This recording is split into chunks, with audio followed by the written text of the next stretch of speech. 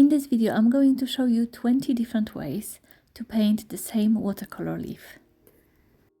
And I'll be explaining 20 different techniques that can be used in watercolor painting. I'm starting with wet in wet. I'm painting a leaf using green paint, and while the paint is still wet, I'm using another color and adding to the wet wash. Next, I'm doing almost exactly the same, so I'm starting with the green leaf, but this time instead of adding yellow, I'm actually adding the same color, but I'm adding a stronger mix of this color, so the one that has less water in it. This technique is useful for adding shadow in your watercolor painting. For the next leaf, I'm adding water first and then green wash on top. This technique is a little bit tricky, especially if you can't see where you placed the water, so my leaf became a little bit messy. Next, I'm going to paint wet on dry. I'm painting a wash of yellow first and I'm letting it dry.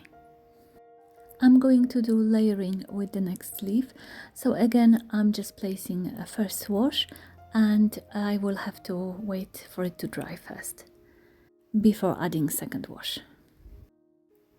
Now I'm going to use the end of my paintbrush to drag some paint and create like a ruffled edge on this leaf. It can be a little tricky in places where the paint dried, so I didn't manage to do it on the entire leaf, just on some parts of it. I'm going to do some lifting on the next leaf, so again I'm just starting by painting a wash of green. Next, I'm also doing lifting, but this time with a piece of tissue, so I'm painting a wash of green and then using tissue to lift some paint in places. Once the paint has dried a little bit on my previous leaf, I'm using the end of my paintbrush to lift some lines.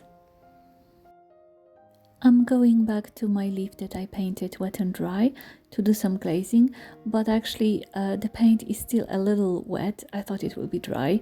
I wanted to paint it on top of a dry paint, so this didn't really work exactly how I wanted.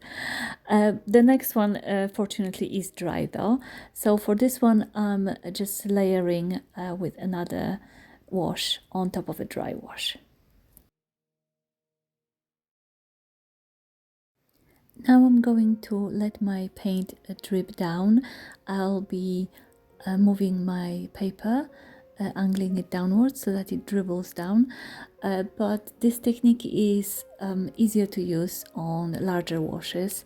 It's a little bit tricky when using it on something small.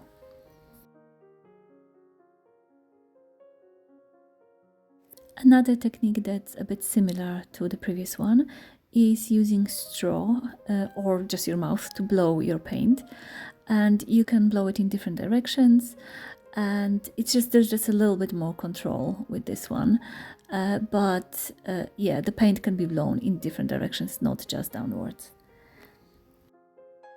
Next, I'm going to be using some techniques to add texture. So I will start in the similar way again. I am painting a green leaf and then I'm adding salt to the first one, a piece of cling film to the next one, and then some bubble wrap as well. I'm going to be doing a bit of mixed media with my next two leaves, so I'm just placing the wash first and letting it dry. In the next leaf, I'm creating a highlight by preserving some of the white of the paper. Next, I'm doing negative painting, so I am painting around the leaf instead of painting the leaf itself.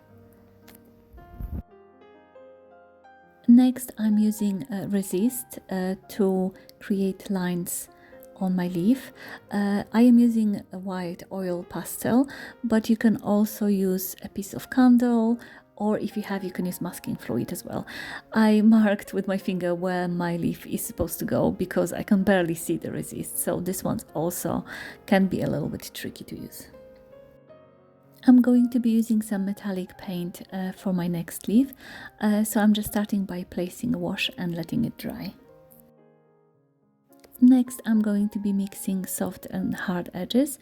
I'm starting by placing a wash of green again. And then I'm rinsing my brush so that there's only water on it. And with a damp brush, damp but not soaking, so I'm using a damp brush and I'm just pulling gently on one of the edges to soften it, and I'm leaving the other edge hard.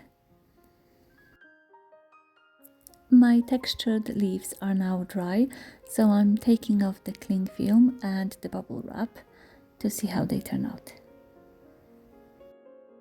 My last 3 leaves are done with mixed media.